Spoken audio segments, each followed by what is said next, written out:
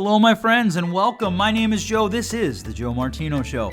Normally, we would start talking right now about next year and the goals that we're going to have. We're almost done with 2020. I'm looking forward to 2021. But before we start talking about goals and the things for 2021, I've had a number of people reach out to me and say, hey, you keep talking about this circle square thing. What is it? So today, we're going to talk about your greatest tool for change. Let's kick it off. This is the Joe Martino Show. You're listening to the Joe Martino Show, a podcast dealing with all things emotional, relational, and human nature. Joe is a licensed counselor in the state of Michigan, specializing in relationship therapy. He is also the author of the book, The Emotionally Secure Couple. All advice offered in this episode is offered for entertainment and educational purposes only. Enjoy the show. All right, so we are in the last month of the year. We are winding down, 3 weeks left. And normally this would be a time where I start to talk about, hey, it's time to start planning for 2021. If you've been with me for any amount of time, you know that I actually typically start my next year planning in November. The first week of November, I start planning for the next year. And indeed, I did that again this year. And I want to talk about what are good goals. How did 2020 go? Like, obviously, there were a lot of things going on in 2020 that were unique, that I've never seen before in my lifetime, that I hope and pray I never see in the rest of my lifetime, and that my children never see. We had riots, we had a virus, we had all sorts of things. It feels to me as though our society is more divided than ever. And I actually had somebody say to me once, well, not than ever. We once had a civil war. And I was like, that is a really strange response to me for someone who is supposed to be about peace. That's a strange response. But nonetheless, and a lot of those things we have zero control over. We've not had any control over them. But how do we measure success this year? How did things go that you thought you were going to do? If you're a spouse, how would you rate your year as a spouse? If you are a parent, how would you rate your year as a parent? How would you rate your relationships? How would you rate the memories that you created? What were the things that happened? I dipped back into some personal investing this year, and some of it went wellish, not to be confused with Welsh, and some of it did not go well, and some of it went well. And you measure that. And when I say that, people are like, oh, yeah, that makes sense. Hey, you're going to measure, how did my investing go? How did saving go? What about paying off debt? Whatever your goals were, how did that go? But before we get to that, I have had two separate people write in and say, hey, you talk about circle square a lot, and I have no idea what you're talking about. And it is an episode near the very beginning where we talk about, where the title, I think, is your number one way to change, your best tool for change might be the title of the episode. But I feel like even with that, it's been a long enough time that I think maybe we need to go over that. So that's what we're going to do today. We're going to talk about circle square. We're going to talk about what that means. We're going to talk about how we use it as a tool. We're going to talk about how we can use it to evaluate 2020, how we can use it to set up our goals for 2021. Okay, so we're going to get started here. I know for some of you this is going to be for review. For some of you this will be maybe the first time you've heard this. I want you to draw a stick figure if you can on a sheet of paper. Go ahead, we'll wait. Actually, we'll wait by you hitting pause. Okay, so now that hopefully if you're at home, you have a stick figure that you can draw on a sheet of paper. I want you to draw a circle around that stick figure. And then I want you to draw a square around the circle. In the space in the lower right corner or lower left corner, between where the square has a corner and the circle curves, there should be some white space. I want you to draw a small triangle there. Now, you are the stick figure. And it doesn't matter who you are, because for each person, we do this one time. You are the stick figure. You are represented by the stick figure. The circle represents everything inside of you, everything you do, everything you say, everything that comes out of your mouth, everything that your hands do, everything that your feet do. And here's the rub. This is where we're going to have some conversation. You're 100% responsible for it. 100% you are responsible for it. Now, if you're like a lot of people I talk to, you might be thinking, whoa, Joe. I agree with that, but I'm not sure I agree with that. That's fine. The square represents everything outside of you. You do not control it. This is what your spouse does. You don't control what your spouse does. This is what your boss does. This is what your coworker does. This is what your parent does. This is what your neighbor does. This is what your child does. This is what someone else does. You have zero control over it, mostly zero control. We could make the argument that you could remove yourself from the situation, but the decision to remove yourself from the situation, I would argue, is actually made on your circle. And then that little triangle that we have is the place where our emotions are born. Our feelings and our emotions are born. And here's the thing, we really don't have a lot of control of them. One of the things that when you look at anger, chemically speaking, it's a chemical from your brain, meets a chemical from your adrenal glands, and it basically goes boom inside your system.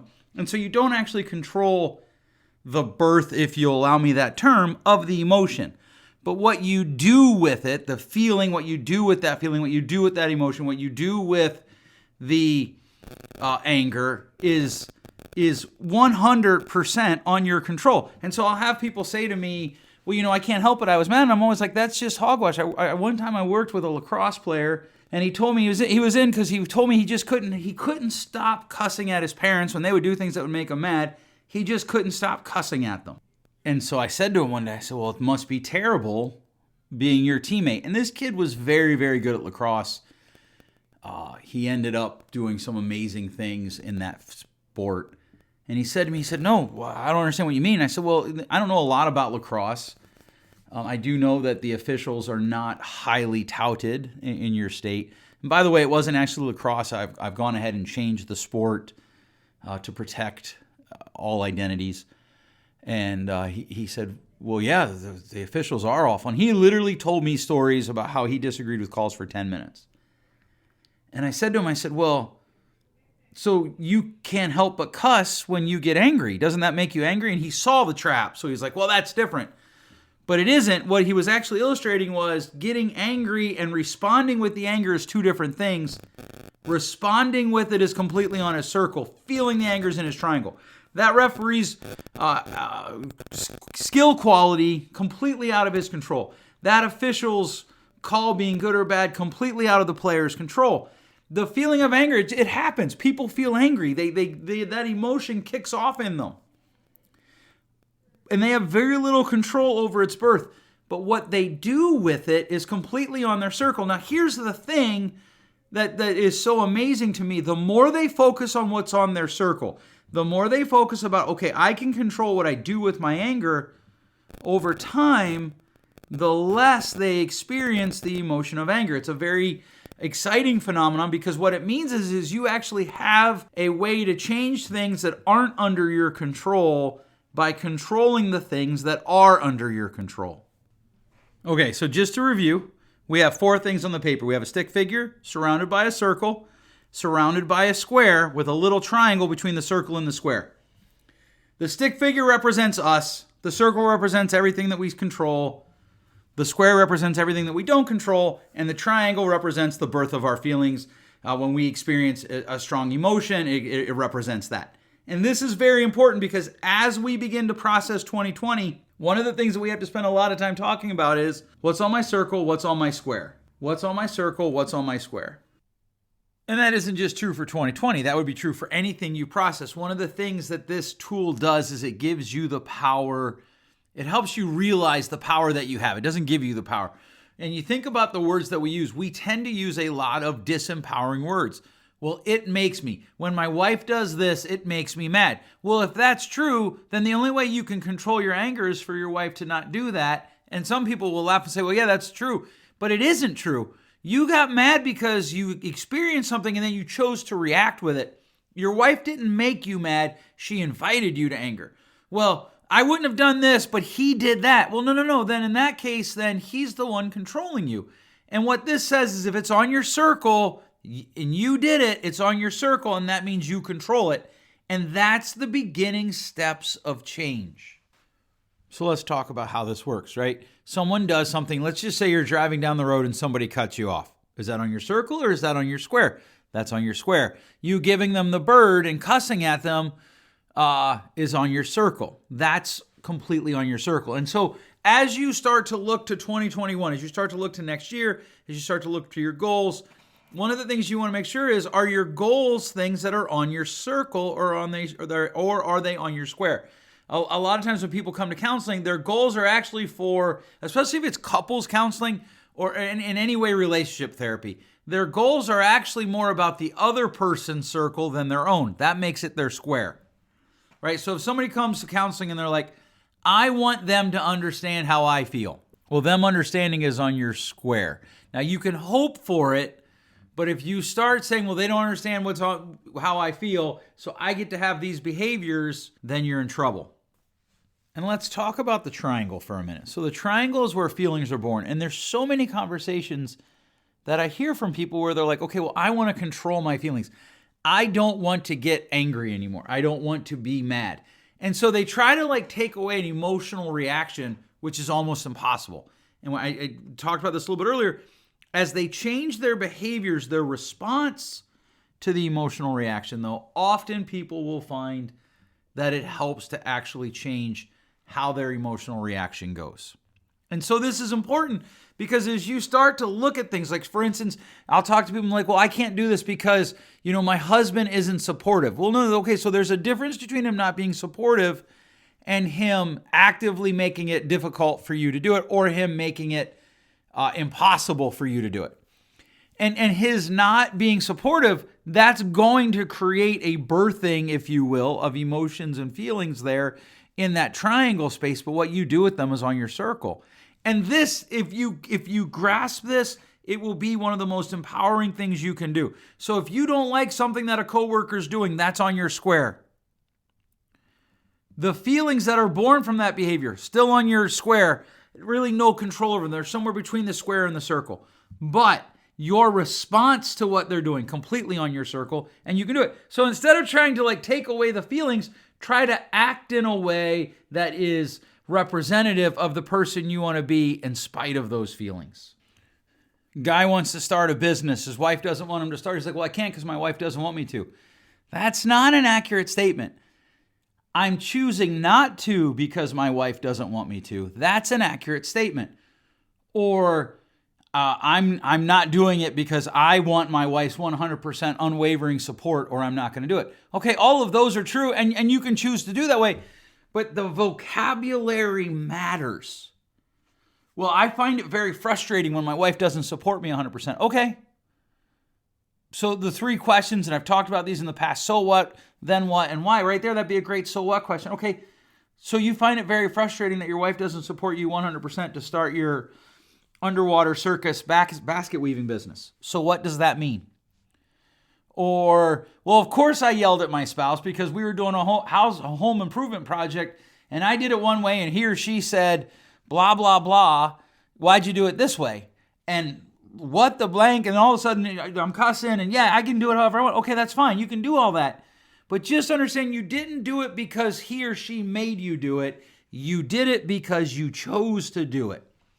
Well, this is going to be really hard. Yep, that's invariably in the room. When we go over circle square for about the 13th time, what I hear is this is going to be really hard. One time I was working with a couple. He was he liked to game online.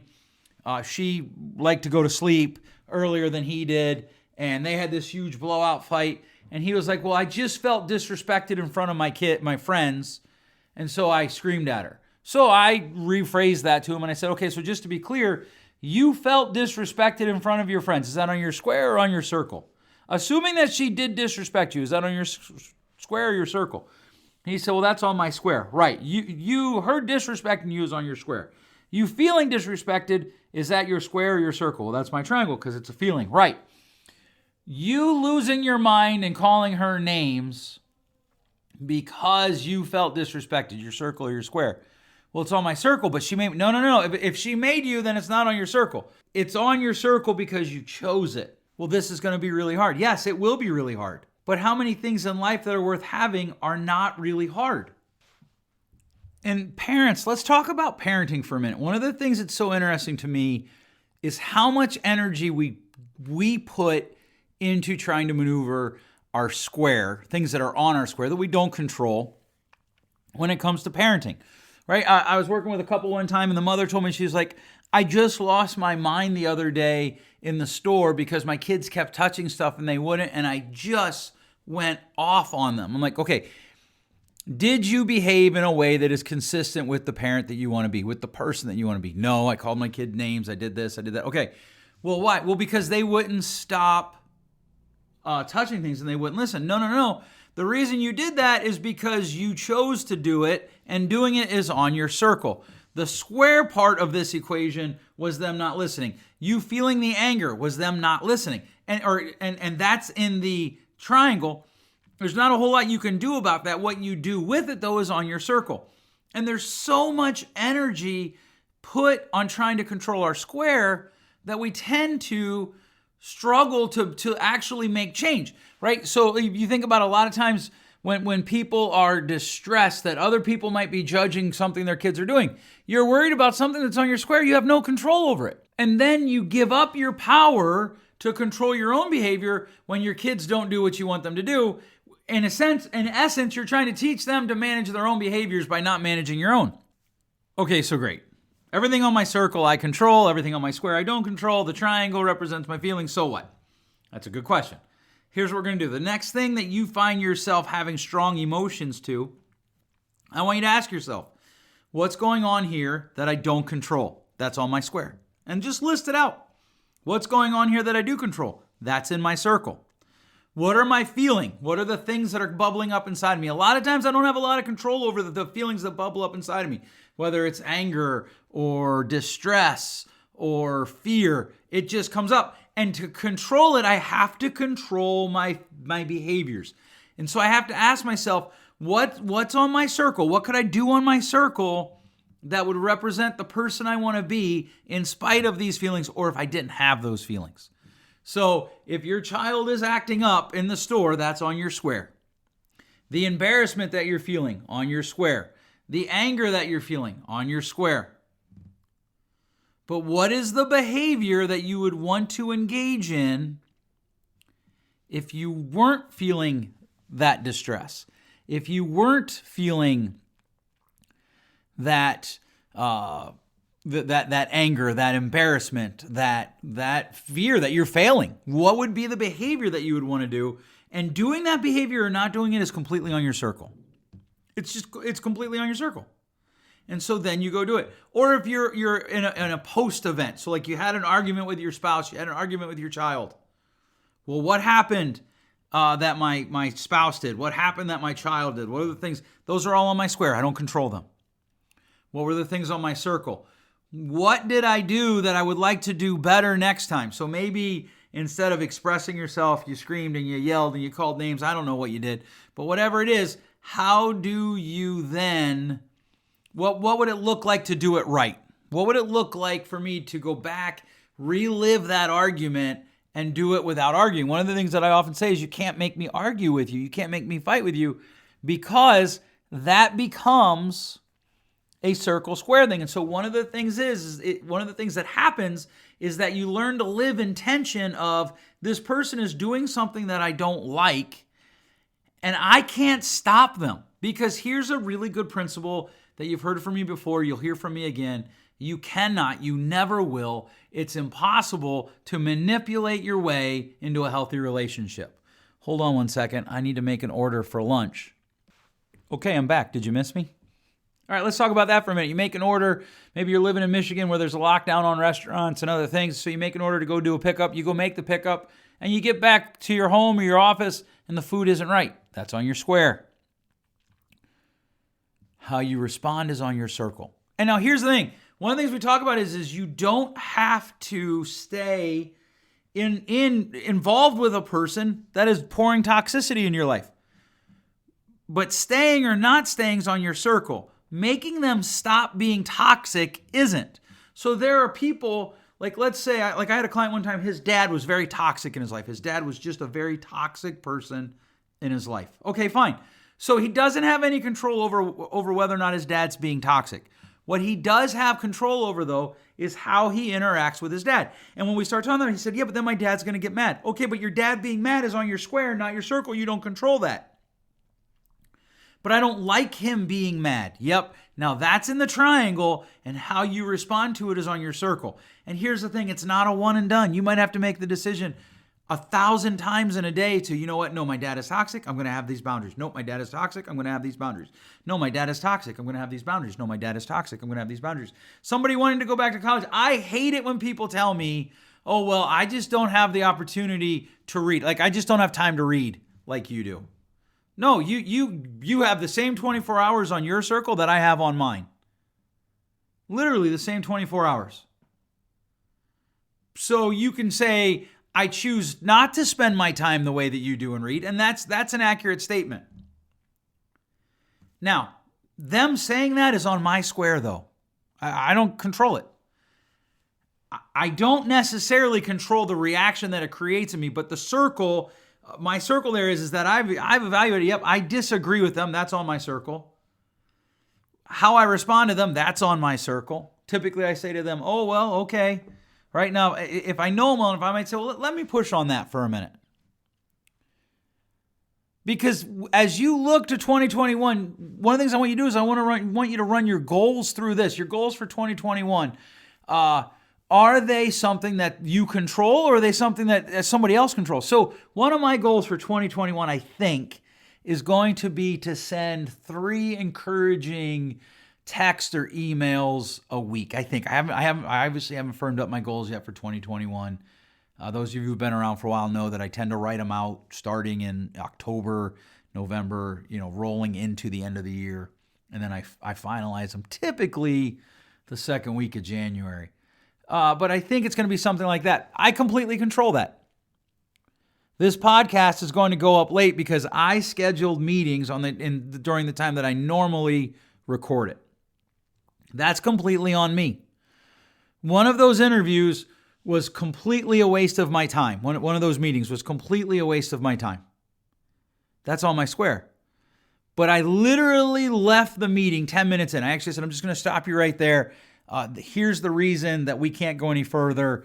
As a company, this is not going to work for us. And so I'm going to exit the meeting now. And I got out of the meeting because that's on my circle. When you start thinking in these terms, you will empower yourself to make decisions and to do things even when it's hard. Because right now, often what we do is we interpret hard as a reason why we shouldn't do something, and we shift blame to somebody else. Well, I wouldn't treat my wife that way if she wasn't. Nope. You treat your wife that way because you choose to, period. Well, I wouldn't treat my husband this way if he didn't. Nope. You treat your husband that way because you choose to, period. But once you get there, once you get to that place where literally everything that you do, you chose to do, you're empowering yourself with your own self-talk to be the agent of change in your life that you can be. That's one of the most disturbing things for me as a therapist is when I watch people, they consistently use language that gives up their power. And I'm telling you, please hear this. There is power in your words. How you talk to yourself matters. How you talk to yourself about what you're going through, about what you're facing, about what you want to accomplish, about what you're committed to. Those words matter. And if you talk to yourself on repeat with excuses, because let's be honest, that's what they are, with excuses about what you're doing, you're giving up power and you're using words that are creating cycles in your life that are creating the failure that you're railing against. I've talked about it before. You drop something and it breaks. Oh, I'm such an idiot versus, oh, I dropped that. And that's a different podcast episode. But what I want you to consider today is how much of your energy is spent, how much of your words are used trying to change something that's on your square. That, my friend, is manipulation. So when you make your goals, are they things you control? Are they on your circle? When you're talking about how you're going to change your life, there are things that are going to be roadblocks. There are things that are going to make it more difficult. There are going to be people that don't believe in you. There are going to be people that tell you you can't. There's going to be people that tell you you're not enough. But what comes out of their mouths is on your square. What comes out of your mouth is on your circle. What comes out of your hands, in other words, what you do is on your circle. You control it. And so you don't ever have to listen to them. And sometimes you cut them out. Sometimes you say, you know what, enough is enough. Here's some boundaries. But what they say doesn't matter unless you allow it to matter by moving it from your square to your circle. If you want somebody to be healthier than they want to be healthy, not only are you codependent, but you're trying to control your square over your circle. I don't control what my governor does. Whether or not I agree with it is irrelevant. I don't control it. I don't control how people around me respond to it.